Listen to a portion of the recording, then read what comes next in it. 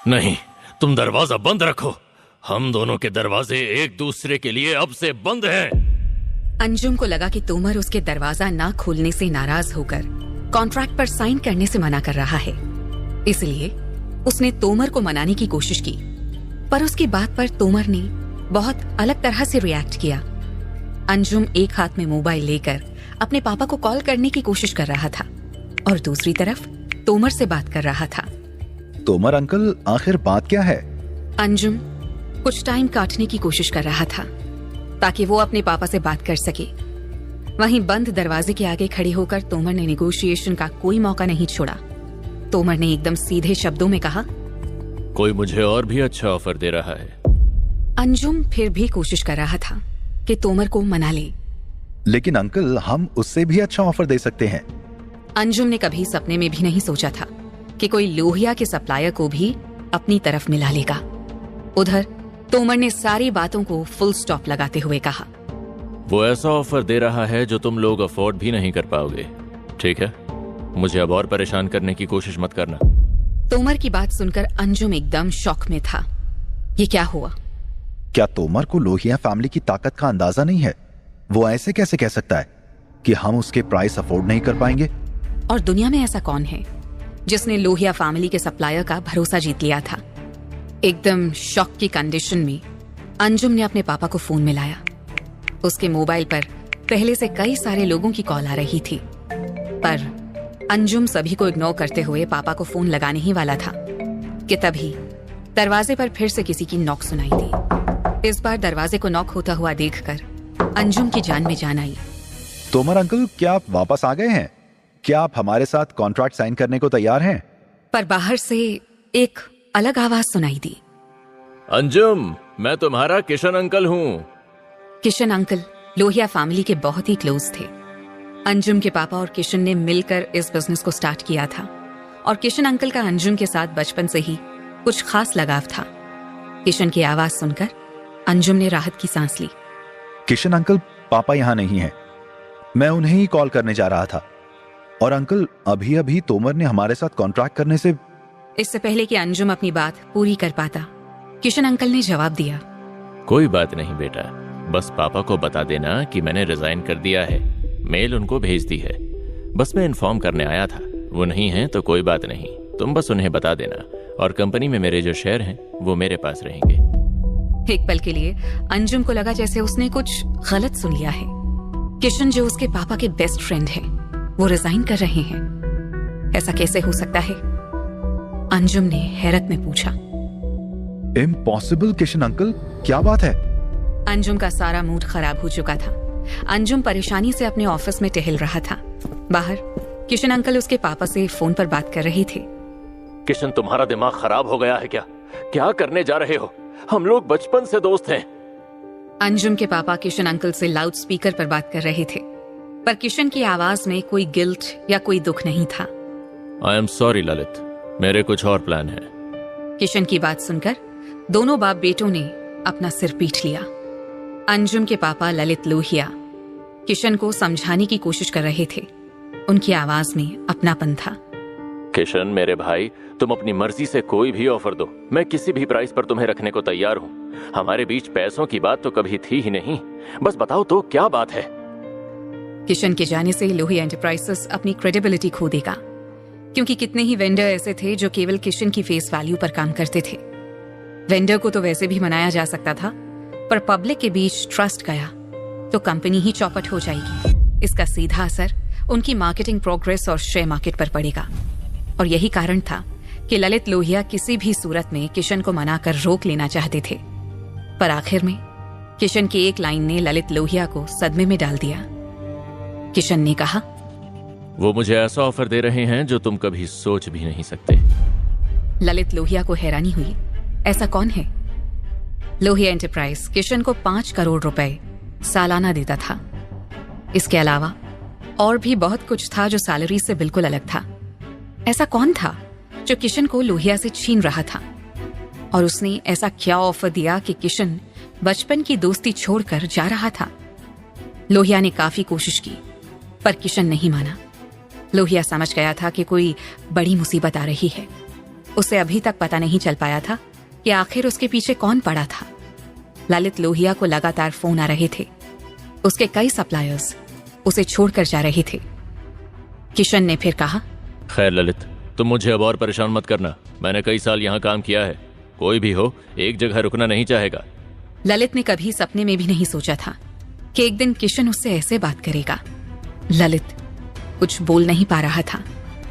उसने मुस्कुराकर कहा, ठीक है किशन, अगर तुमने सोच ही लिया है तो तुम्हें कौन रोक सकता है। पर हमारी इतने सालों की दोस्ती के बाद क्या तुम मुझे उस शख्स के बारे में बता सकते हो जो मेरे सप्लायर को और तुमको मुझसे छीन रहा है? मुझे लगता है कोई एक अकेला ही ऐसा कर सकता है। क्या तुम मुझे बता सकते हो ये खेल कौन खेल रहा है? भले ही ललित ने किशन से उस शख्स के बारे में पूछा हो, पर उसे उम्मीद नहीं थी कि कोई भी उसके बारे में कुछ बता पाएगा। किशन को अभी अभी नई नौकरी मिली थी। वो इतनी जल्दी कोई भी जानकारी लीक नहीं कर सकता था। पर किशन के जवाब से लोहिया को हैरानी हुई, क्योंकि किशन ने कहा,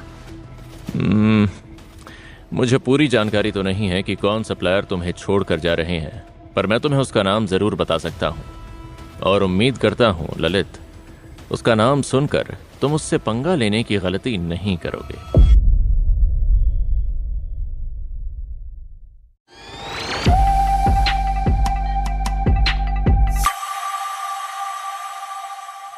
मैं बस उसका नाम जानना चाहता हूं।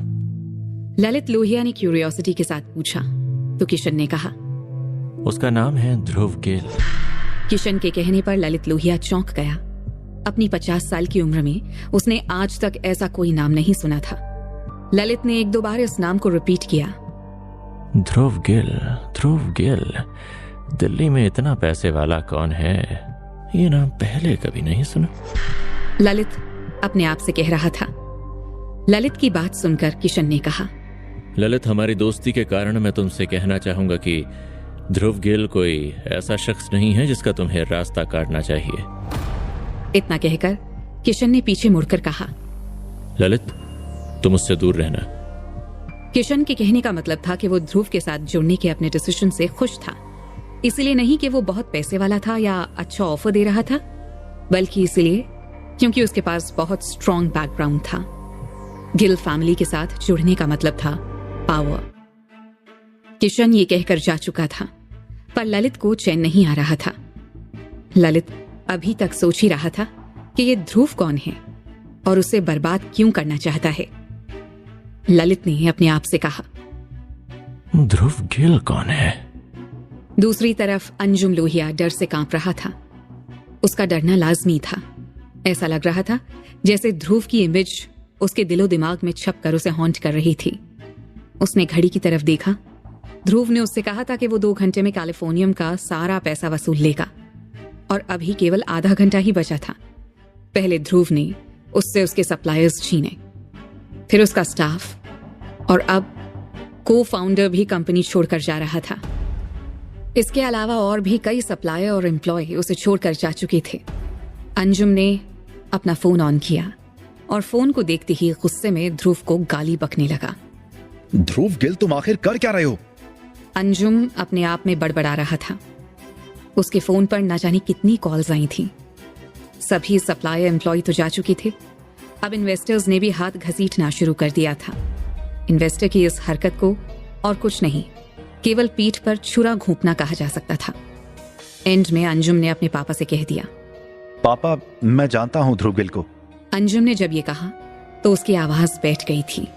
उसके पापा ललित लोहिया ने उसे देखकर कहा, तुम जानते हो कौन है वो ध्रुव गिल? इस समय ललित केवल ध्रुव गिल के बारे में ही जानना चाहता था। कौन है और अचानक से पिक्चर में वो कहां से आ गया था। अभी केवल 1 घंटे पहले ही उसने अपना पहला कदम उठाया था और 1 घंटे में ही उसने लोहिया फैमिली को घुटनों पर लाकर रख दिया था। ललित लोहिया ने आगे कहा, वो शख्स कोई आम इंसान नहीं होगा। अपने पापा को इस हालत में देखकर अंजुम ने कहा, पापा, वो तो केवल एक यूनिवर्सिटी स्टूडेंट है। अंजुम की बात सुनकर पापा भड़क गए। अंजुम, तुमको लगता है ये मजाक चल रहा है? पापा की बात को बीच में काटते हुए अंजुम ने कहा, पर पापा, वो सच में एक यूनिवर्सिटी स्टूडेंट है। पापा, मेरी बात का विश्वास करो।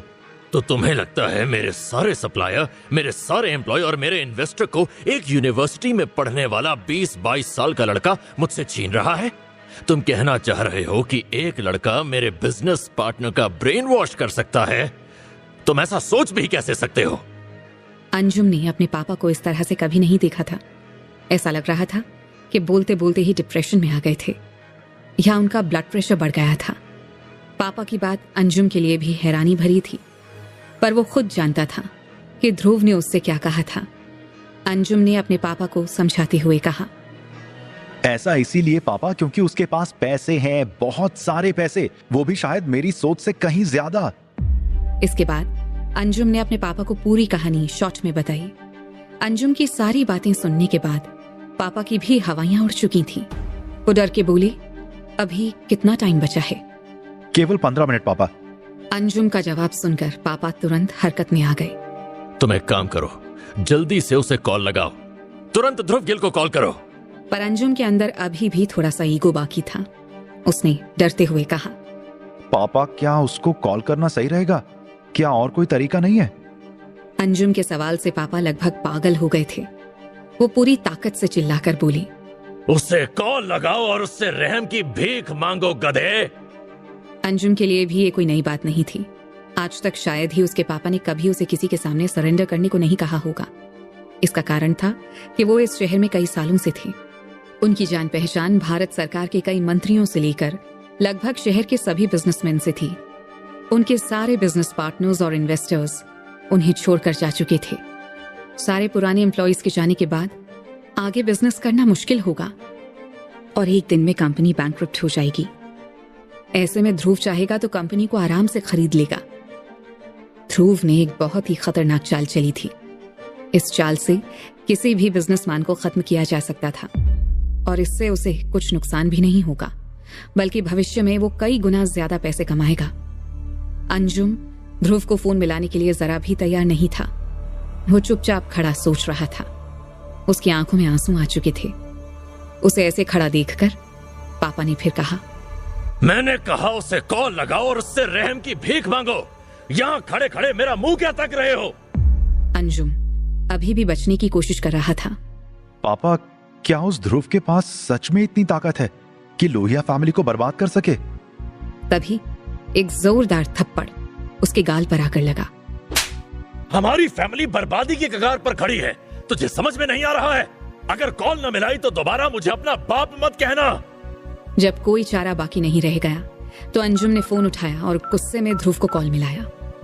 अंजुम ने फोन को अपने कानों के पास लगा रखा था और बेल जा रही थी।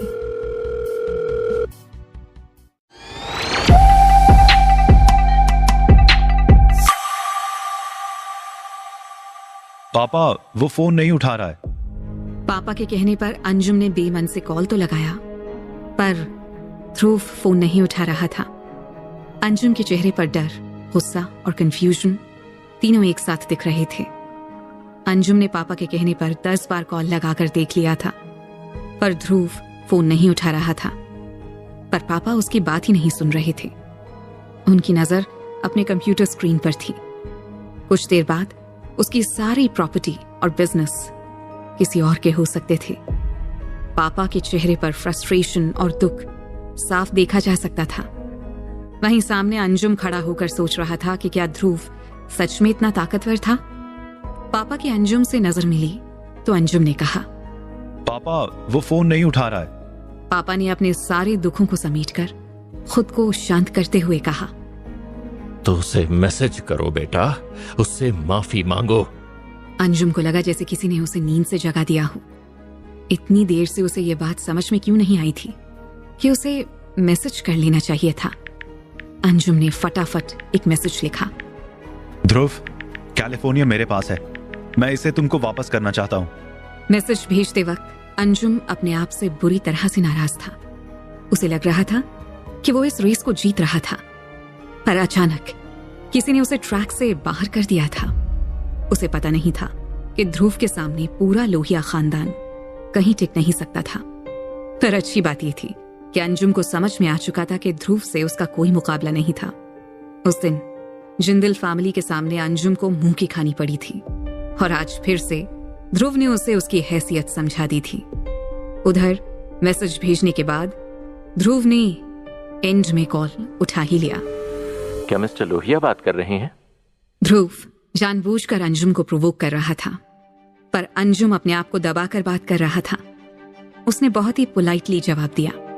ध्रुव प्लीज अब बस करो, हम पर रहम करो।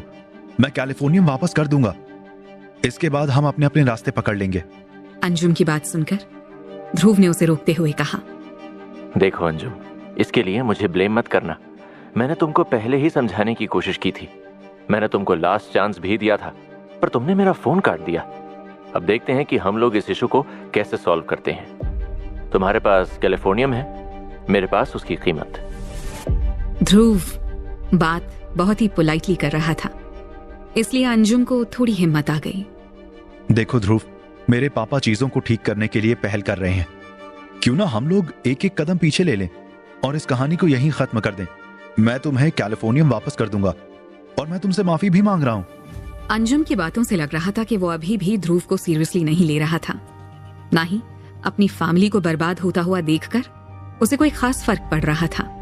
इसलिए ध्रुव ने उसे चुप कराते हुए कहा, मुझे तेरे जैसे बेवकूफ की माफी की कोई जरूरत नहीं, न ही मुझे कैलिफोर्नियम की जरूरत है। तुम्हारा वेल विशर होने के नाते मैं तुमसे कहना चाहूंगा कि तुम सबको जाकर जिंदल फैमिली से माफी मांगनी चाहिए। उनके पैरों में लेटकर माफी मांगो जब तक वो तुमको माफ ना कर दें।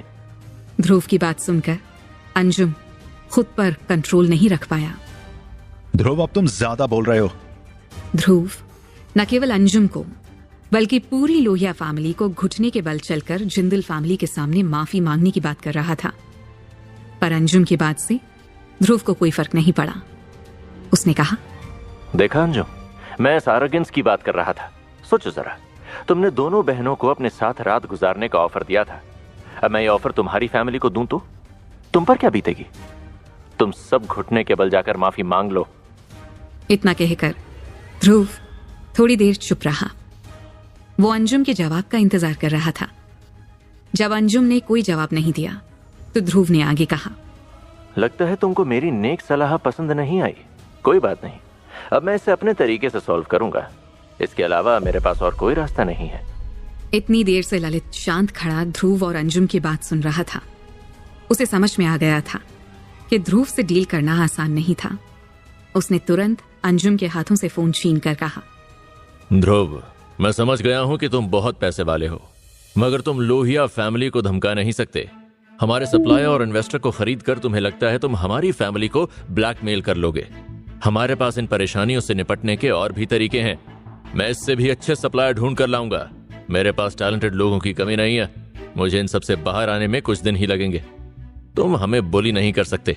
मैं केवल ये कहना चाहता हूं कि मेरा बेटा माफी मांगने और कैलिफोर्निया वापस करने को तैयार है, तो बात को यहीं खत्म कर दो। ललित लोहिया ध्रुव के इस एटीट्यूड को बर्दाश्त नहीं कर पा रहा था। आज तक उसने ही लोगों को इस तरह से बुली किया था। वो अपने सामने अपने लड़की को इस तरह किसी के हाथों का खिलौना बनते नहीं देख पाया। ध्रुव ने पहले जितनी ही शांति से जवाब दिया, अच्छा, तुमने कभी जादू देखा है? ध्रुव की बात ललित और अंजुम को समझ में नहीं आई। दोनों ने एक साथ पूछा, क्या? ये तुम लोगों के लिए एक सबक है।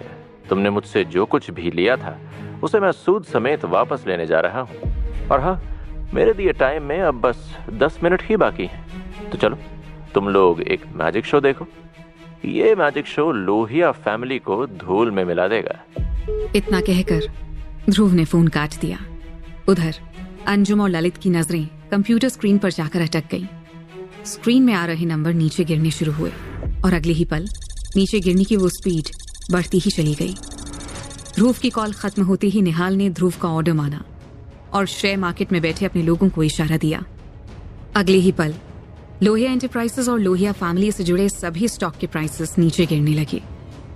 थोड़ी देर में सब खत्म हो चुका था। कोई भी नहीं समझ पाया कि पिछले 2 घंटों में क्या हुआ था।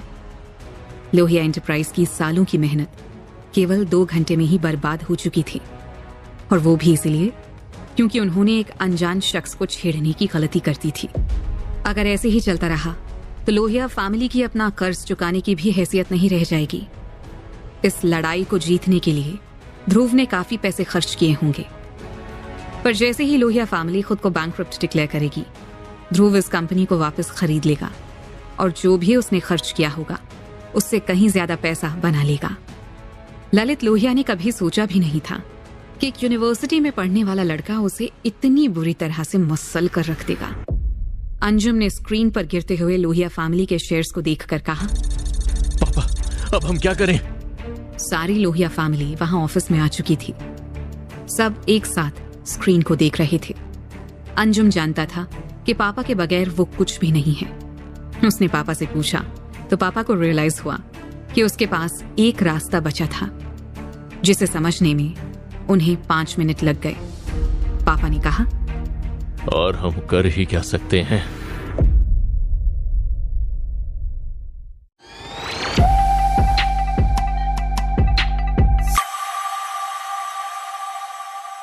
हमारे पास केवल एक ही रास्ता बचा है। अंजुम के पूछने पर ललित ने कहा कि वो रास्ता है जाकर जिंदल फैमिली से माफी मांगने का। इतना कहते ही ललित लोहिया अपने ऑफिस में गया और जाकर निशा के सामने घुटनों के बल बैठ गया। उसे ऐसा करता हुआ देखकर निशा की आंखें हैरानी से फटी की फटी रह गईं। उसे समझ में नहीं आ रहा था कि ऐसी सिचुएशन में कैसे रिएक्ट करे। अभी थोड़ी देर पहले वो दरवाजे के पीछे छिपी थर-थर कांप रही थी और अंजुम फोन पर बिजी था। हालांकि अभी आधा घंटा भी नहीं बीता था और ललित उसके सामने बैठा घुटनों के बल माफी मांग रहा था। ललित की आंखों से आंसू बह रहे थे। उसने कहा, निशा, मैं अपने लड़के की इस घटिया हरकत के लिए माफी मांगता हूं। प्लीज मुझे माफ कर दो। अंजुम ने जब कहा कि उसके पापा इस तरह निशा के सामने घुटनों के बल बैठकर माफी मांग रहे हैं तो उसे बहुत बुरा लग रहा था। अभी थोड़ी देर पहले वो निशा को धमका रहा था, उसे ग्लास विंडो के सामने खड़ा कर अपने कपड़े उतारने को कह रहा था। बस आधे घंटे में उसके पापा निशा के पैरों पर पड़े थे। ललित लोहिया की नजर अंजुम पर पड़ी तो उसे धमकाते हुए बोले, इधर आ और निशा के पैर छूकर माफी मांग। ललित ने अपने लड़के को देखकर गुस्से में कहा। उनकी आंखें कह रही थी कि वो ही कारण है आज के इस दिन का। अंजुम के पास अब कोई और चारा नहीं था। कुछ देर पहले और अभी के इस नजारे में जमीन आसमान का अंतर था। निशा कंफ्यूज थी कि आखिर चल क्या रहा है। कभी जिंदल और लोहिया फैमिली के बीच अच्छे रिश्ते थे, नहीं तो जिंदल फैमिली तृप्ति की शादी अंजुम लोहिया से कराने के लिए तैयार ना होती। अंजुम ने अपने आप को गाली बकते हुए कहा, निशा, ये सब मेरे इग्नोरेंस और बेवकूफी के कारण हुआ है। मुझे अब समझ में आ गया कि मैं कितनी बड़ी गलती करने जा रहा था। इतना कहते ही अंजुम अपने आप को थप्पड़ मारने लगा। निशा ने कभी सपने में भी नहीं सोचा था कि ध्रुव के कहने पर लोहिया जैसी पावरफुल फैमिली उसके पैरों में गिरकर माफी मांगेगी। ललित ने अंजुम से कहा, यहां ऐसे मत बैठो, जाकर लोहिया फैमिली के सभी लोगों को बुला कर लाओ। ललित जानबूझकर इस तरह से बात कर रहा था। वो जानता था कि ऐसे बात करने से निशा उसे माफ कर देगी, क्योंकि अब लोहिया फैमिली का भविष्य निशा के हाथों में था। अभी अंजुम उठकर जाने ही वाला था कि निशा ने उसे रोकते हुए कहा, इसकी कोई जरूरत नहीं। अंजुम बहुत ही इमेच्योरली बिहेव कर रहा था। आपको उसे ठीक से समझाने की जरूरत है। निशा बहुत ही मैच्योरली बात कर रही थी। वैसे भी वो जिंदल फैमिली की सबसे बड़ी बेटी और जिंदल फार्मा की सीईओ और ओनर थी। अंजुम ने उसे भले ही बुरी तरह से ट्रीट किया था, पर वो लोहिया फैमिली से अपने रिश्ते नहीं बिगाड़ सकती थी। उसे अभी पता नहीं था कि लोहिया फैमिली बर्बाद होने के कगार पर है। ललित ने तुरंत अंजुम को ऑर्डर दिया, तुम यहाँ ऐसे क्यों बैठे हो? जाकर निशा को घर छोड़कर आओ, और आज के बाद जिंदल की हर परेशानी हमारी परेशानी होगी। नहीं, बल्कि उससे भी ज्यादा। हमारा सब कुछ बाद में, पहले देखना कि इन्हें कोई परेशानी ना आ रही हो। ललित अंजुम को समझाते हुए बोला, जिस पर अंजुम ने जवाब दिया, जी पापा। इसके बाद अंजुम निशा को लेकर चला गया। वहीं निशा अभी भी समझने की कोशिश कर रही थी कि आखिर क्या हुआ होगा। ये लोहिया इतने अच्छे तो नहीं थे। इसके बाद अंजुम ने ध्रुव को कॉल किया। ध्रुव, हमने वैसा ही किया जैसे तुमने हमसे करने को कहा था। अंजुम की बात सुनकर ध्रुव ने हंसते हुए कहा, तुम कुछ भी करो, मुझे बताने की क्या जरूरत? अंजुम ऊपर से तो शांत दिख रहा था, पर मन ही मन ध्रुव को भला बुरा कह रहा था। ध्रुव के बच्चे, तुझे क्या लगता है मैं तुझे ये सब बताऊंगा? फिर शांत आवाज में ध्रुव बोला, अब तुम प्लीज हमसे अपना कंट्रोल हटा लो। अंजुम ध्रुव से रहम की भीख मांग रहा था, पर ध्रुव पहले की तरह शांत था। तुम मुझसे क्या हटाने को कह रहे हो? ध्रुव की बात सुनकर अंजुम अब अपना धीरज खो चुका था। अंजुम ने जोर से टेबल पर दोनों हाथ मारते हुए कहा, ध्रुव, अब लोहिया फैमिली के साथ खेलना बंद करो और आज के बाद तुम जो कहोगे वो मैं करने को तैयार हूँ। पर ध्रुव उसे इतनी आसानी से छोड़ने वाला नहीं था। अच्छा किया तुमने मुझे बता दिया कि जो मैं कहूंगा तुम वो करने को तैयार हो, नहीं तो मुझे पता नहीं चलता। अगर तुम मुझे पहले बता देते तो मैं लोहिया फैमिली को शांति से जीने नहीं देता। अंजुम ने जब ध्रुव की बात सुनी तो उसके मुंह से निकला, क्या क्या मतलब है तुम्हारा? अंजुम के पूछने पर ध्रुव ने जवाब दिया, देखो, मैंने तुम लोगों को एक अच्छी एडवाइस दी थी, मानो या ना मानो तुम्हारे ऊपर है। मेरी सलाह हमारे कल्चर, बिलीफ और हमारे संस्कारों के बेस पर थी, और बिजनेस को मैं बिजनेस की तरह देखता हूँ। लोहिया फैमिली का क्या करना है ये मेरे मूड पर डिपेंड करता है। अंजुम गुस्से में चिल्लाया, तुम? ध्रुव ने उन सबको अच्छा बेवकूफ बनाया था। इतना सारा गिड़गिड़ाने का, जमीन में लौटने का कोई फर्क नहीं पड़ा। ये सारा ड्रामा बेकार गया। फोन कटने के बाद उधर निहाल ध्रुव से बोला, ध्रुव सर, एक्विजिशन प्लान अच्छा रहा। शुरुआत में लग रहा था कि आपने काफी पैसे खर्च कर दिए हैं, पर मुझे लगता है कि हमने 3 गुना से भी ज्यादा प्रॉफिट कमाया है। निहाल खुशी से ध्रुव की तारीफ कर रहा था। ध्रुव उन लोगों में से नहीं था जो दिल में कोई मैल रखे, ना ही उन लोगों में से था जिन्हें अपनी तारीफ पसंद हो। ये तो केवल अंजुम जैसे लोगों को सबक सिखाने के लिए करना पड़ा था। उधर निशा अपने घर पहुंच चुकी थी। जिंदल फैमिली टूटने की कगार पर थी। निशा की फार्मा कंपनी में जो कुछ भी हुआ उसने पूरी फैमिली को तोड़कर रख दिया था। उधर निशा के पहुंचते ही हाउसकीपर ने कहा, बड़ी दीदी आ गई। निशा ऐसी लग रही थी जैसे किसी ने उसकी आत्मा को छेड़ दिया हो। पर निशा ने आते ही पूछा, तृप्ति कहाँ है?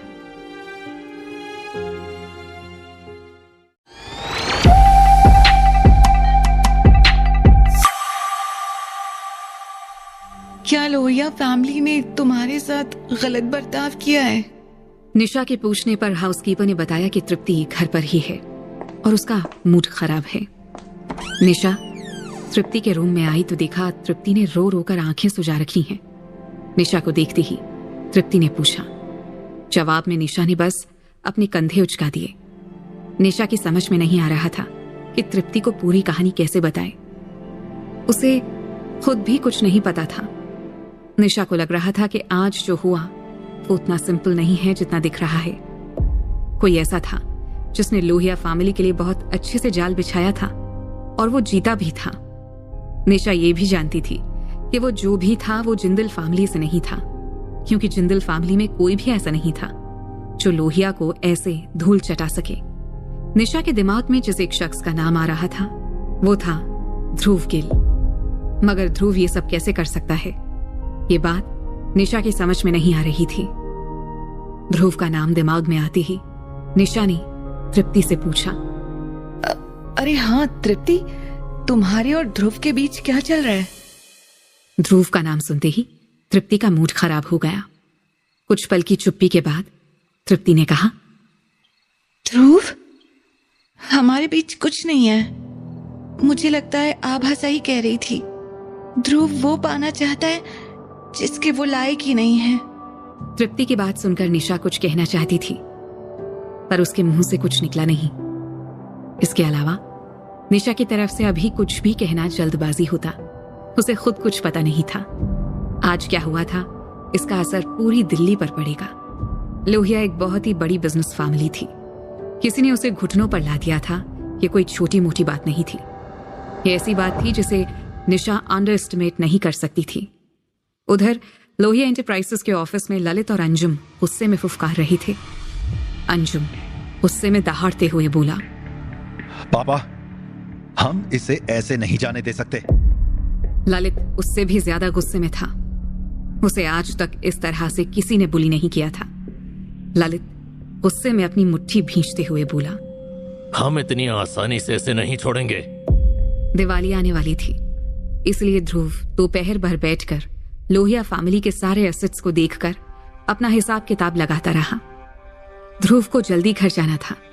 वहीं यूनिवर्सिटी के एक कॉफी शॉप में कार्तिक और जास्मिन बहुत समय के बाद मिले। कार्तिक ने जास्मिन को बहुत जरूरी काम से बुलाया था। जास्मिन, बहुत दिनों बाद मिले, तुम कैसी हो? जास्मिन कार्तिक को देखकर मुस्कुराई, पर उसकी मुस्कान में एक दर्द था। कार्तिक, मैं ठीक हूँ। तुम बताओ क्या चल रहा है? क्या कर रहे हो? आजकल कॉलेज क्यों नहीं आते? जास्मिन ने कार्तिक को देखा तो सवालों की झड़ी लगा दी। मुझे सब पता चल गया है, उस दिन क्या हुआ है। मैं ध्रुव के बारे में बात कर रहा हूँ। वो शहर के सबसे महंगे होटल में आता जाता है। मैं उसका कई दिनों से पीछा कर रहा हूँ। कार्तिक ने जास्मिन को पिछले कई दिनों में ध्रुव के सभी कामों के बारे में बताया। उसकी आवाज में कमजोरी थी, जिसमें गुस्सा भी भरा हुआ था। कार्तिक की बात सुनकर जास्मिन हैरान रह गई। ध्रुव जैसा अंडरडॉग अचानक से इतना पैसे वाला कैसे हो गया? जास्मिन को लग रहा था कि ध्रुव अपनी जिंदगी में किसी तरह सक्सेसफुल हो गया था। सफल? उसने मेरे पापा से उनका सब कुछ छीन लिया। उसने मेरी फैमिली, मेरा घमंड, सब कुछ तबाह कर दिया। उसने पापा को जेल भिजवा दिया। ध्रुव ने अपने पैसे के दम पर सब कुछ खरीद लिया। बताते बताते कार्तिक की आंखें गुस्से में जलने लगती हैं। Kartik, I am sorry. मुझे इस बारे में कुछ नहीं पता था। जास्मिन और कार्तिक उस दिन के बाद आज मिले थे। जास्मिन कार्तिक के जाने के बाद कुछ छोटे मोटे काम कर रही थी और कार्तिक लोगों की दया पर जिंदा था। वो जानता था कि सारी मुसीबत के पीछे ध्रुव का ही हाथ था, इसलिए कई दिनों से ध्रुव का पीछा कर रहा था और आज जास्मिन को उसने इस सिलसिले में मिलने के लिए बुलाया था।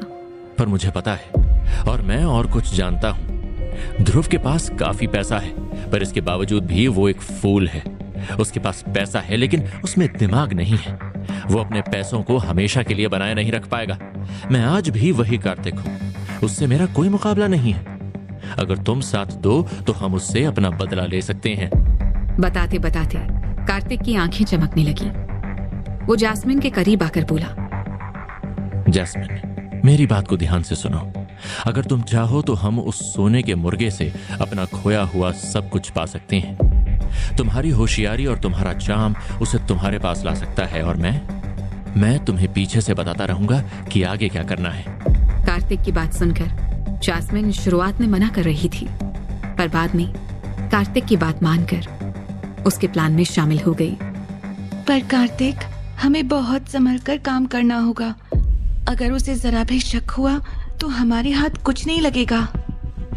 जास्मिन कार्तिक को समझाने की कोशिश कर रही थी, पर कार्तिक को अपने फुल प्रूफ प्लान पर कोई शक नहीं था। जास्मिन, इस बारे में सोचो कि अगर हम ध्रुव को अपनी ओर बुलाने में सफल रहे तो अपना सब कुछ बदल सकते हैं।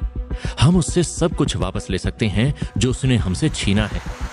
उधर यूनिवर्सिटी में दिवाली की छुट्टी अनाउंस कर दी गई थी और अगले दिन ध्रुव अपने घर के लिए निकल चुका था।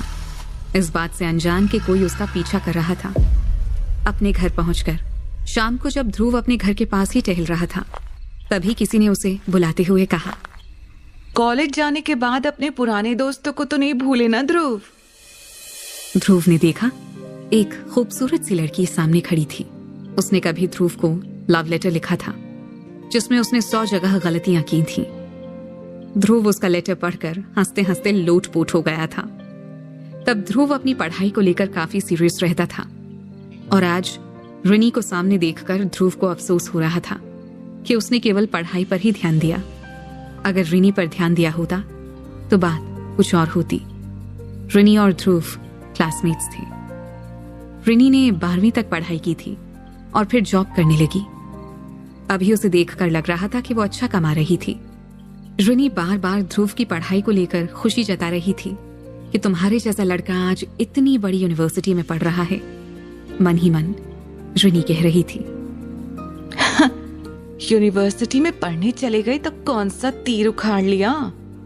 मेरे बॉयफ्रेंड ने तो 12th के एग्जाम भी नहीं दिए, आज लोहिया एंटरप्राइजेज में सुपरवाइजर है।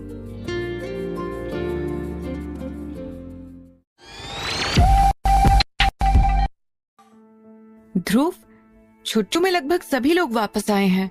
हम सभी हाई स्कूल क्लासमेट एक छोटा सा गेट टुगेदर कर रहे हैं। तुम आओगे? आना, बहुत मजा आएगा। बातों बातों में रिनी ने ध्रुव को काफी कुछ बताया। रिनी के इनविटेशन पर ध्रुव ने हामी भर दी। ठीक है, मैं आ जाऊंगा। रिनी ध्रुव से शाम को मिलने का वादा कर चली गई। ध्रुव बचपन से इस जगह रहा था। अच्छी जानता था कि यहाँ जैसे ही लोगों के पास थोड़ा सा पैसा आ जाता है, सबके सब शो ऑफ करने में लग जाते हैं।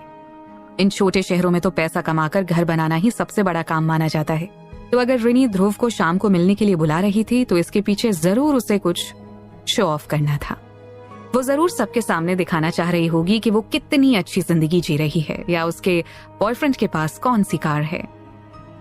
ध्रुव तो इस रेस से बहुत आगे निकल चुका था, पर अगर ध्रुव की माँ को ये बात पता चल जाती तो पता नहीं वो कैसे रिएक्ट करती। तो इसीलिए ध्रुव ने अपनी सच्चाई को छिपाना ही चूज किया और माँ के साथ भी बिल्कुल नॉर्मल बिहेव कर रहा था। पर रिनी का प्लान कुछ और था।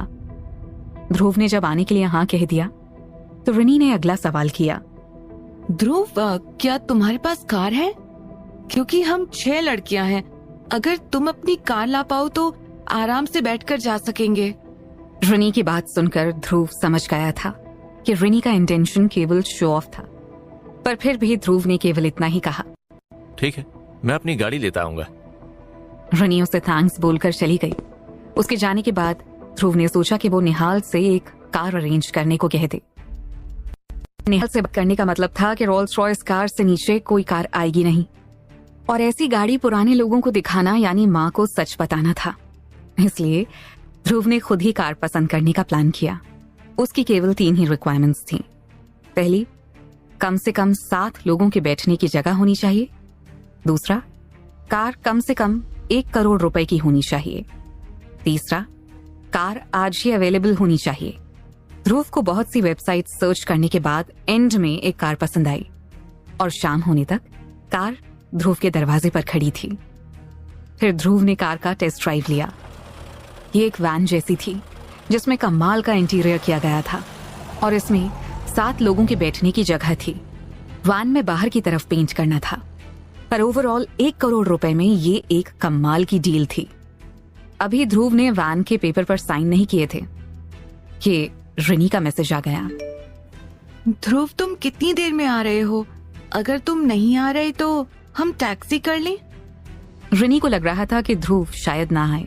आफ्टर ऑल ध्रुव अभी पढ़ ही रहा था और वो अभी भी अपनी माँ के पैसे लेकर काम चला रहा था।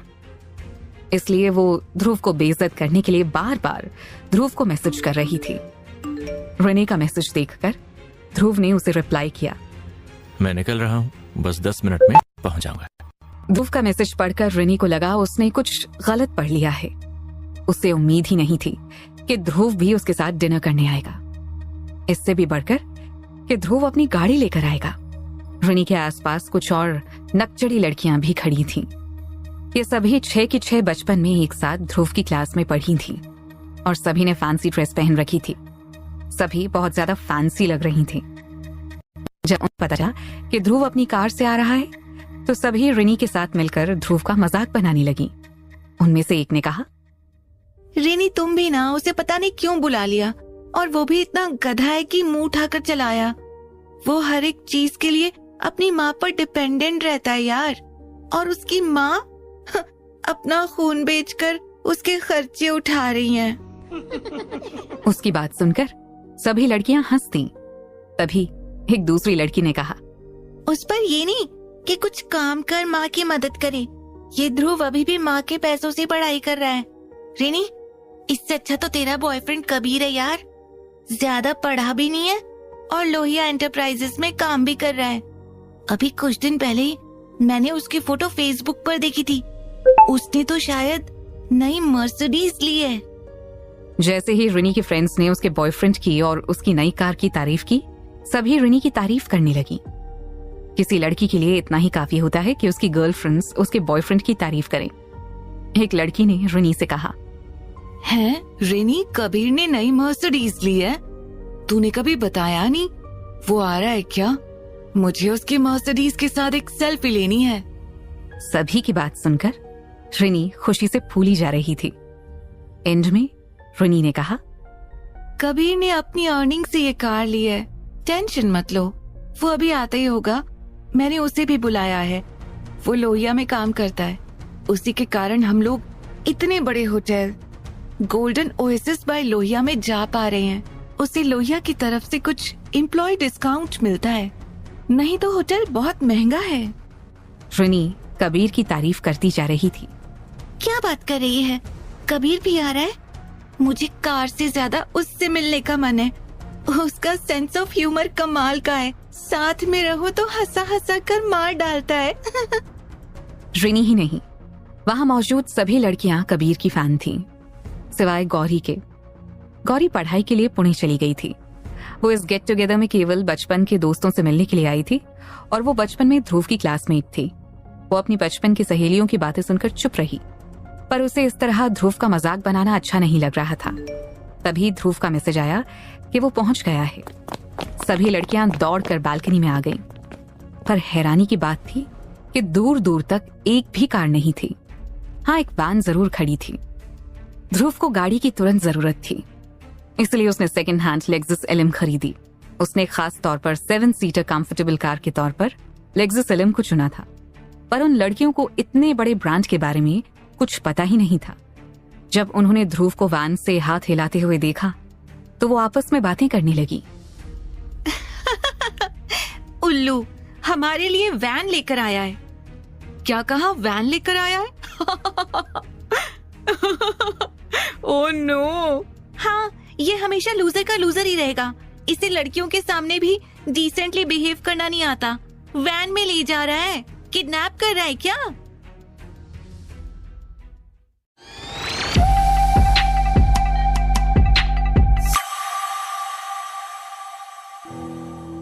चलो लेट्स गो।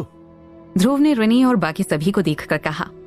ध्रुव ने 1 करोड़ रुपए की वैन ली थी, जो 6 से 7 लोगों को अकोमोडेट कर सके और साथ ही लग्जूरियस भी हो। ध्रुव ने देखा कि रिनी के चेहरे पर गुस्सा था।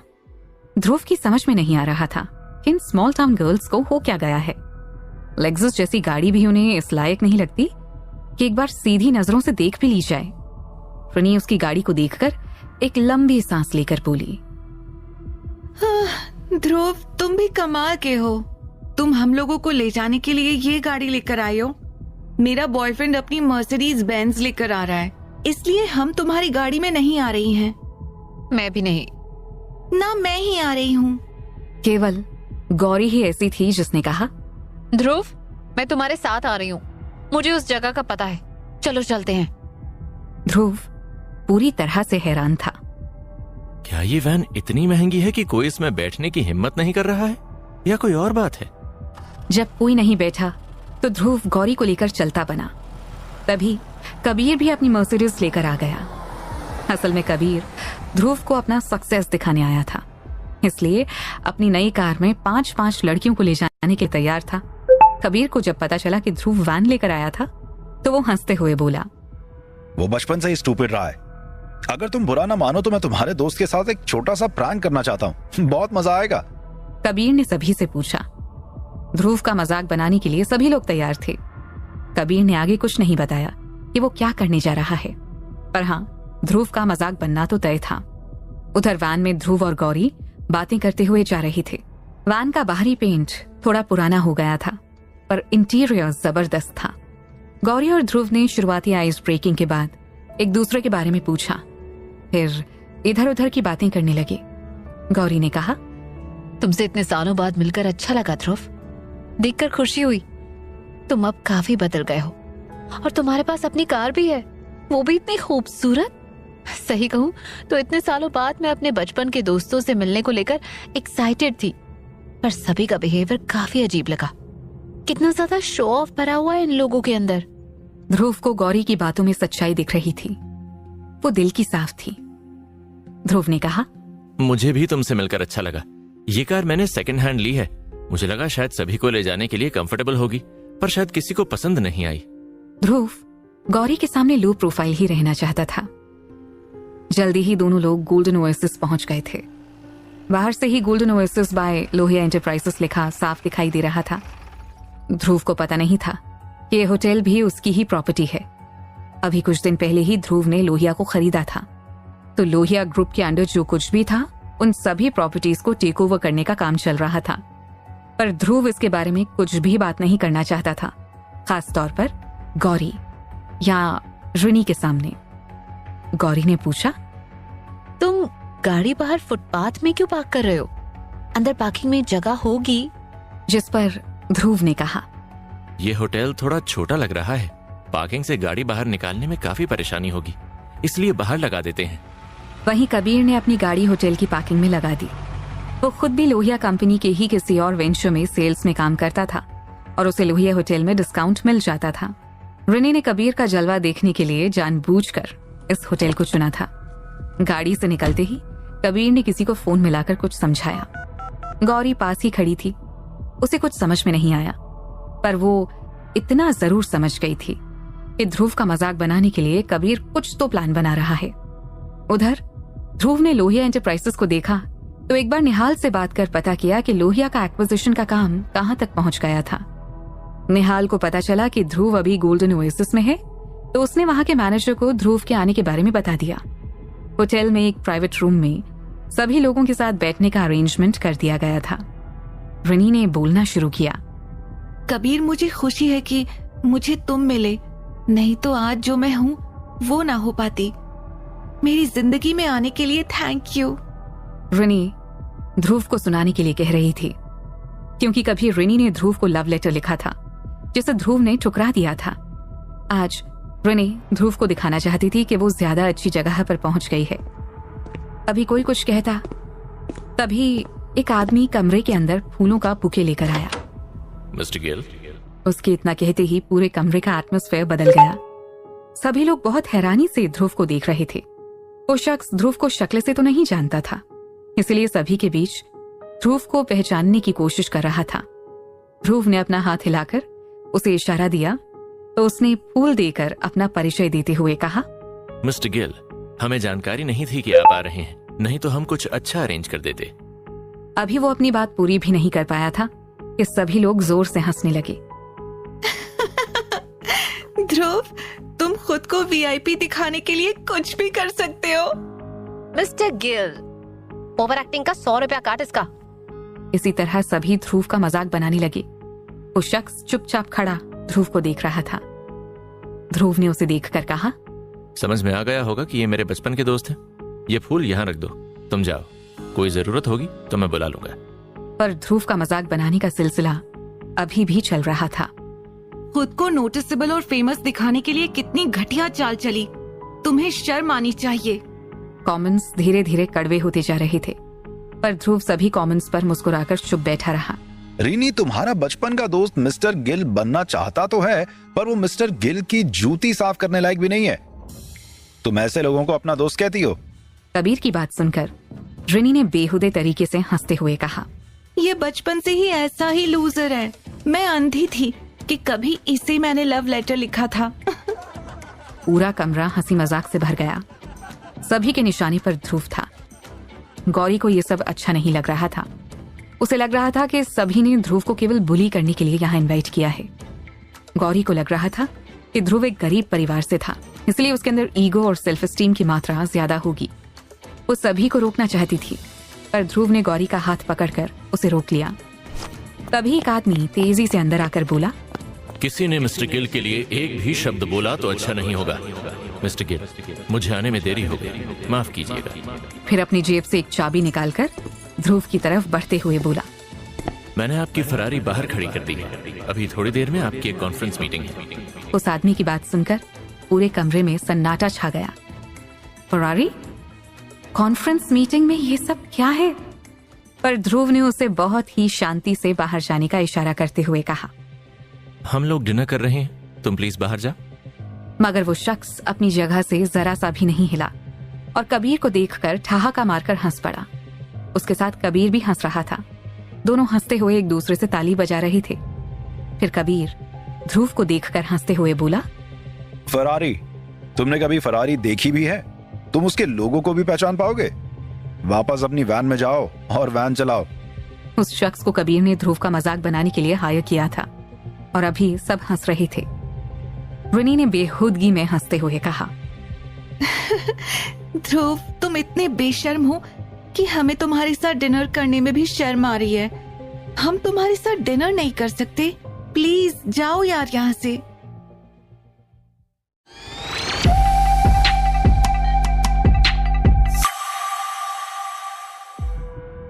रिनी, रिनी हंसी मजाक करते करते बदतमीजी पर उतर आई थी। रिनी ने ध्रुव को जाने के लिए कह दिया था। गौरी ये सब बर्दाश्त नहीं कर पाई।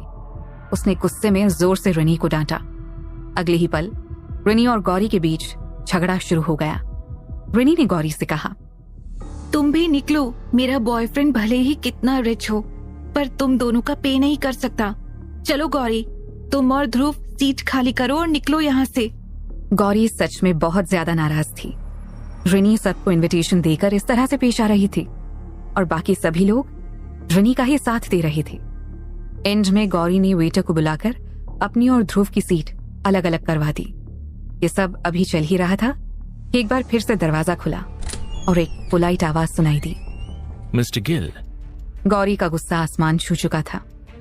अब और नहीं प्लीज, ये सब अब बंद करो। वो शख्स आगे बढ़ा और उसने पोलाइटली कहा, मिस्टर गिल, अगर आप आ रहे थे तो प्लीज हमें इन्फॉर्म कर देते। मेरा नाम तपन है, मैं गोल्डन ओएसिस का जनरल मैनेजर हूँ। कबीर की आंखें खुली की खुली रह गईं, क्योंकि वो वहां एक अकेला आदमी नहीं था बल्कि पूरी भीड़ थी। होटल का लगभग सारा सीनियर स्टाफ वहां खड़ा था। मिस्टर गिल, शान Sharma for your service sir. Mister Gill, मैं हिम्मत Singh, chief chef, golden oasis. इसी तरह एक के बाद एक लोग ध्रुव के पास आकर उसे अपना परिचय देकर एक तरफ हाथ जोड़कर खड़े होते गए। कबीर और उसका दोस्त, जो अभी ध्रुव को फरारी की चाबी देने का नाटक कर रहा था, वो देखकर हैरान थे कि उनका सीनियर, उनका रोल मॉडल अमन जडेजा भी वहां खड़ा था। अमन ने अपना परिचय दिया और एक तरफ खड़ा हो गया। कबीर को कुछ समझ में नहीं आ रहा था। उसने धीरे से अमन के पास जाकर पूछा, अमन सर, आप यहाँ क्या?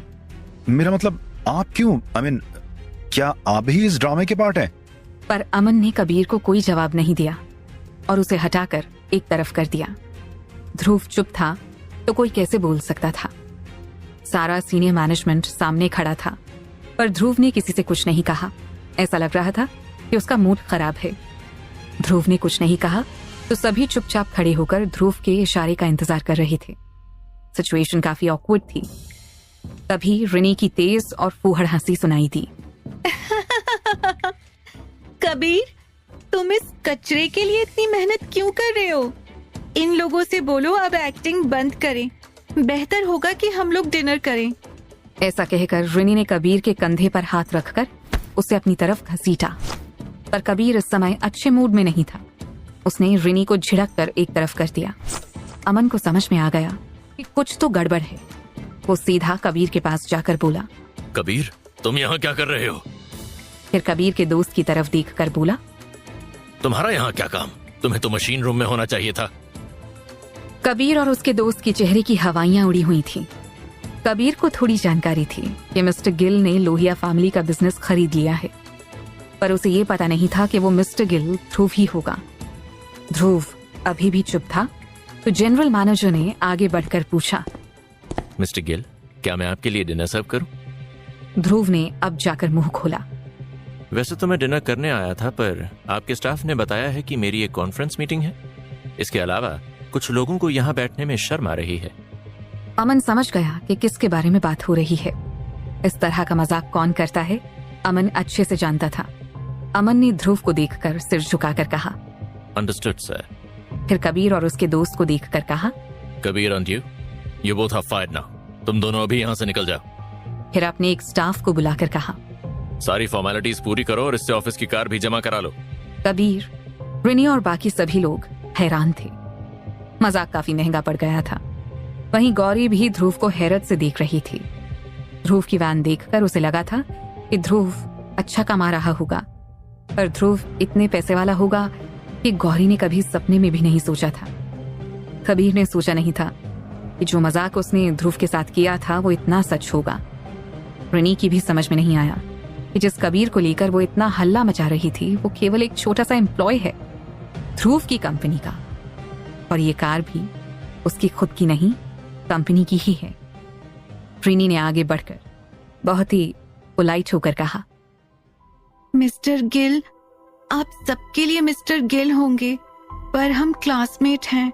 हम तुम्हें ध्रुव ही कहेंगे और तुम्हारा मजाक भी बनाएंगे, जैसा बचपन से करते आ रहे हैं। प्लीज हमारे साथ ऐसा न करें। मुझे लगता है कि आप कबीर को उसकी जॉब से नहीं निकालना चाहेंगे। Please mister Gill. ट्रिनी को पसीना आ रहा था। वो कभी सोच भी नहीं सकती थी कि एक दिन वो ध्रुव के सामने ऐसे खड़ी होगी। ट्रिनी के इतना कहते ही बाकी सभी को याद आ गया कि ध्रुव उनके बचपन का दोस्त है। सभी ट्रिनी की हाँ में हाँ मिला रहे थे, पर ध्रुव को हैरत इस बात पर थी कि ट्रिनी ने कितनी पावरफुल तरीके से अपनी बात रखी थी। ध्रुव के सारे सीनियर मैनेजर्स सामने खड़ी थे। अगर ध्रुव ट्रिनी की बात का जवाब नहीं देगा तो वो सबकी नजरों में गलत साबित हो जाएगा, और अगर कबीर और उसके दोस्त को अच्छी नौकरी वापस कर देगा तो लोगों की नजर में सॉफ्ट हार्टेड हो जाएगा। इसलिए ध्रुव ने खड़े होकर ट्रिनी को जवाब दिया, सही कहा रिनी, हम क्लासमेट हैं और तुम्हें पूरा हक है मजाक उड़ाने का, जैसा बचपन से आज तक करते आ रहे हो।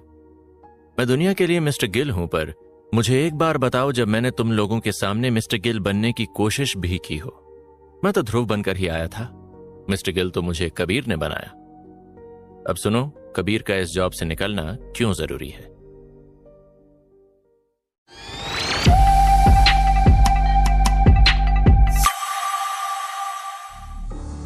कबीर नो हार्ड फीलिंग्स पर तुम्हारा निकाला जाना बहुत जरूरी है। किसी शख्स के मजाक करने से उसकी पर्सनालिटी का पता चलता है, पर तुम्हारे मजाक काफी पर्सनल थे। कबीर, हम लोग हॉस्पिटैलिटी बिजनेस में हैं। यहां हम किसी भी कस्टमर की शक्ल, सूरत, रंग, ढंग, भाषा और नेशनैलिटी देखकर व्यवहार नहीं करते। तुम किसी के साथ इस तरह का मजाक कैसे कर सकते हो? बाकी सभी लोग भी ध्यान रखें, हमारे लिए हमारा हर कस्टमर भगवान है और उसे सबसे अच्छा ट्रीटमेंट मिलना चाहिए। अगर मुझे पता चला कि यहां से कोई कस्टमर नाराज होकर गया है तो यहां का सारा मैनेजमेंट चेंज कर दूंगा। कोई मुझे ब्लेम ना करे। तो कबीर, मुझे लगता है ये इंडस्ट्री तुम्हारे लिए नहीं है, तुम जा सकते हो। और रिनी, मेरी क्लासमेट, मजाक की एक सीमा होती है। तुमने कभी सोचा कि किसी के हम्बल बैकग्राउंड के कारण मजाक के नाम पर तुम उसकी कितनी इंसल्ट कर रही हो? तुम किसी को इन्विटेशन देकर बुला रही हो और उसके आने के बाद जाने के लिए कैसे कह सकती हो? आई एम सॉरी रिनी, पर आज तुमको जाना होगा। और याद रखना, मैं दिल से कभी तुम लोगों का बुरा नहीं चाहूंगा। इतना कहकर ध्रुव ने अपनी कार की चाबी निकालकर कबीर को देते हुए कहा, कबीर, रात बहुत हो गई है। डिनर करने के बाद तुम्हें शायद कोई व्हीकल ना मिले।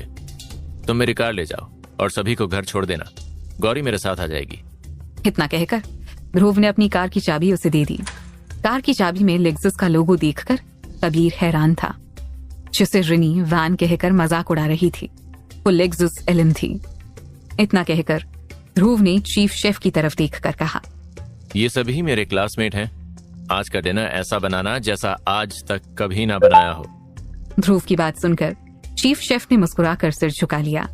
इसी होटल के किसी कोने में जास्मिन ने कार्तिक से कहा, Kartik, are you serious? Yes, I am serious. Jasmine के पूछने पर कार्तिक ने जवाब दिया। कार्तिक कई दिनों से ध्रुव का पीछा कर रहा था। ध्रुव अचानक से काफी पैसे वाला हो गया था। उसे ये समझ में नहीं आया था कि ध्रुव के पास इतना पैसा कहां से आया, पर वो इतना जरूर जानता था कि इस समय ध्रुव का आना जाना 5 स्टार होटल में ही था। कार्तिक के पास कुछ प्लान था जिसे पूरा करने के लिए उसे जास्मिन की जरूरत थी, पर कार्तिक के प्लान को लेकर जास्मिन थोड़ा डरी हुई थी। पर कार्तिक, मुझे नहीं लगता मैं ये कर पाऊंगी, तुम थोड़ा सोच लो। जास्मिन ने कार्तिक को समझाने की कोशिश करते हुए कहा, जास्मिन, मैंने अच्छे से सोच लिया है। तुम्हें समझ में नहीं आ रहा है कि ध्रुव अब सुपर रिच है। अगर हमारा यही हाल रहा तो कुछ दिनों में खाने के लाले पड़ जाएंगे। अब ध्यान से सुनो, भले ही उसके पास पैसा आ गया हो, वो अभी भी एक लूजर ही है। भले ही मैं ये नहीं जानता कि वो इतना पैसा कहां से लाया, पर गोल्डन ओएसिस में डिनर करना उसके बस की बात नहीं थी। यहाँ एक बार आने में हजारों रुपए लग जाते हैं। जब ध्रुव गोल्डन ओएसिस में डिनर कर रहा था तो इसका मतलब ही था कि वो बहुत पैसे वाला है। कार्तिक के पास ज्यादा इनसाइड इन्फॉर्मेशन नहीं थी, पर उसे इतना जरूर पता था कि ध्रुव पिछले कई दिनों से दिल्ली के सबसे महंगे होटल में जा रहा था। पर जास्मिन कुछ कहना चाह रही थी तो कार्तिक ने उसे बीच में ही रोक दिया। पर क्या? तुम क्या मुझे भूखा मरते देखना चाहती हो? तुम्हें अभी तक समझ में नहीं आ रहा है कि हम लोग कहां से कहां आ गए हैं? कार्तिक एक रईस बाप का बिगड़ा हुआ लड़का था। उसने सारी जिंदगी पैसों को बर्बाद करना ही सीखा था। वो पैसे कमाना जानता ही नहीं था। अभी उसके पापा जेल में थे और पुलिस ने उनके सभी बैंक अकाउंट्स सीज कर दिए थे। कार्तिक पाई पाई के लिए मोहताज था। काम करना कुछ उसे आता नहीं था और ईगो इतना था कि छोटी मोटी जॉब कर नहीं सकता था। उसे कैसे भी करके कुछ पैसे बनाने थे और इस समय उसकी सारी उम्मीदें ध्रुव पर थीं। हालांकि इसके लिए भी उसे जास्मिन की जरूरत थी, पर जास्मिन अभी भी डर रही थी। डर से ज्यादा ध्रुव का सामना करने से वो शर्मा रही थी। उसने ध्रुव का सबके सामने मजाक बनाया था। जास्मिन ने अपने निचले होंठ दांतों के नीचे दबा रखे थे और कार्तिक को समझाते हुए बोली, तुम एक बार मेरी बात सुनोगे? सुनो कार्तिक, मेरे पास कुछ पैसे हैं, मैं तुम्हें दे दूंगी। मिलकर कोई छोटा मोटा काम कर लेते हैं, कोई दुकान खोल लेते हैं, धीरे धीरे कुछ कमा लेंगे। जास्मिन की बात से कार्तिक को लगा जैसे किसी ने उसकी सेल्फ रिस्पेक्ट को कुचल कर रख दिया हो। कार्तिक गुस्से में बोला, मेरा नाम कार्तिक है। मैं पैसे वाला इंसान था। न मेरे पास कनेक्शंस की कमी थी, न ही मेरे पास काबिलियत की कमी है। पैसे कमाना भी आता है, उड़ाना भी। मेरे पास कमी है तो शुरुआत करने के लिए पैसों की। मेरी फैमिली इस समय परेशानी में चल रही है। अगर ऐसा ना होता तो तुम मुझे जानती ही हो, मैं एक दिन में ही वापस पैसे खड़े कर देता। कार्तिक को लग रहा था कि अगर उसके पास कुछ पैसे होंगे तो वो एक दिन में फिर से उतने ही पैसे खड़े कर लेगा, पर उसकी बातों ने जैसे तैसे जास्मिन को राजी कर ही लिया। ठीक है कार्तिक, तुम्हारी खातिर एक बार ये रिस्क भी ले लेते हैं। जास्मिन ने एक नई ड्रेस पहनी जिसमें उसका पूरा फिगर साफ दिख रहा था। जास्मिन ने जानबूझकर शरीर को दिखाने वाली ड्रेस पहन रखी थी। उसकी पतली, सुंदर और लंबी टांगें साफ दिखाई दे रही थीं।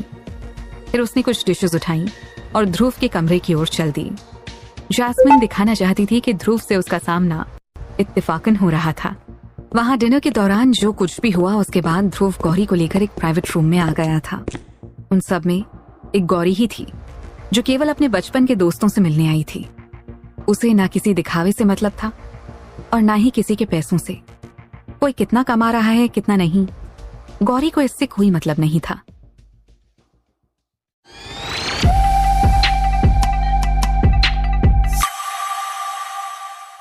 गौरी, तुम्हें मेरे बॉयफ्रेंड को देखकर चिढ़ थी, इसलिए तुमने ध्रुव से कहकर उसे बाहर निकलवाया?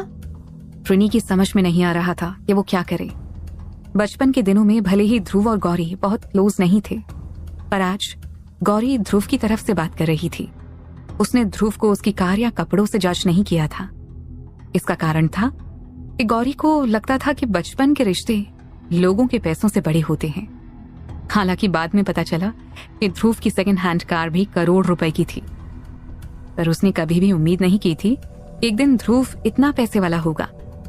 ध्रुव ने भी एक बार भी दिखावा करने की कोशिश नहीं की, पर अभी जब ध्रुव की सच्चाई सबके सामने आ गई तो ध्रुव गौरी को लेकर एक प्राइवेट रूम में आ गया था। उधर ट्रिनी कबीर की नौकरी जाने के पीछे एक झूठा शो ऑफ था। हालांकि कबीर भी कम नहीं था। उसने जानबूझकर सबके सामने ध्रुव का मजाक उड़ाया था, पर रिनी खुद को दोष दे रही थी। ध्रुव के जाने के बाद रिनी ने उसका पीछा यहां भी नहीं छोड़ा, पर जब उसे लगा कि ध्रुव उसे माफ नहीं करने वाला तो गौरी पर भड़कने लगी। फिर ध्रुव की तरफ देखकर बोली, और ध्रुव, अगर तुम इतने ही पैसे वाले थे तो कोई अच्छी कार लेकर आते। अगर वैन चलाओगे तो वैन वाला ही समझेंगे ना। रिनी को इस तरह चिल्लाता हुआ देखकर गौरी उसे समझाने की कोशिश करने के लिए बाहर आ गई। गौरी समझती थी कि बचपन के दोस्तों में ये सब चलता रहता है, इसलिए गौरी ने रिनी से धीमी आवाज में कहा, देखो रिनी, ऐसी कोई बात नहीं।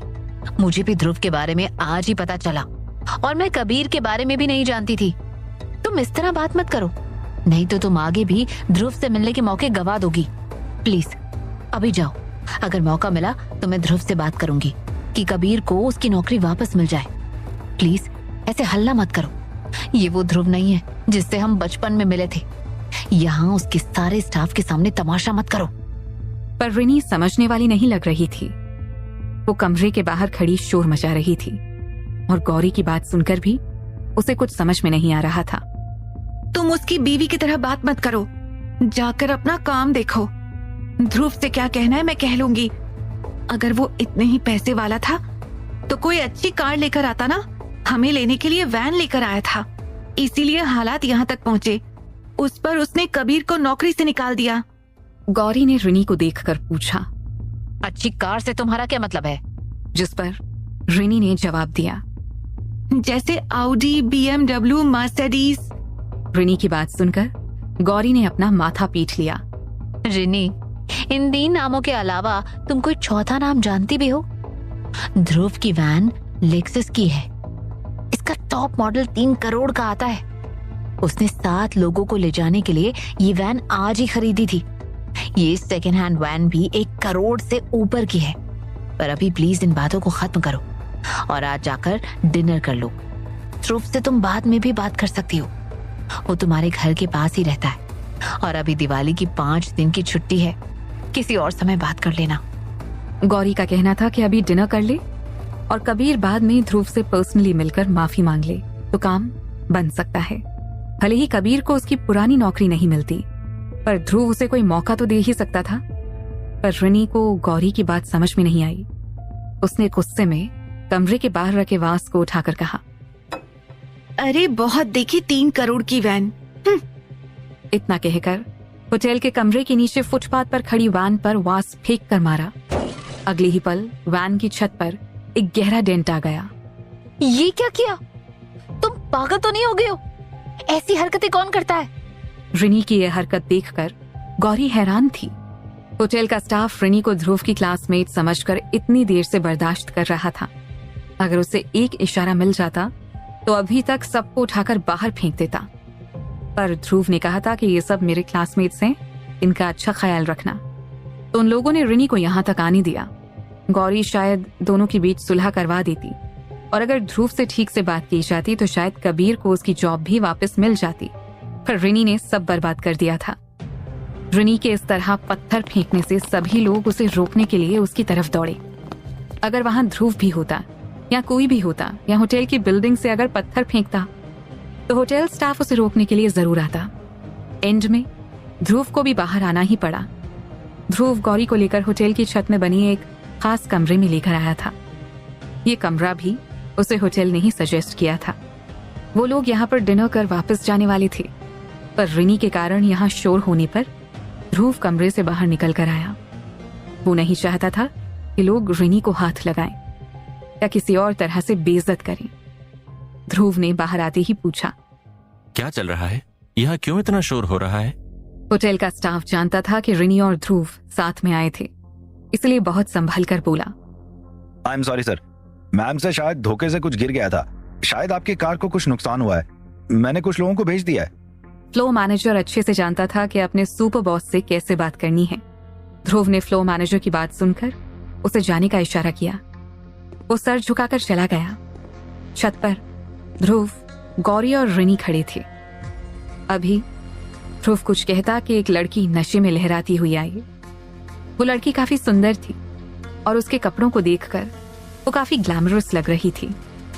उसकी लंबी और सुंदर टांगी ऊपर तक खुली हुई थी, उसके बाल खुले थे और उसने हाथ में ट्रे पकड़ रखी थी।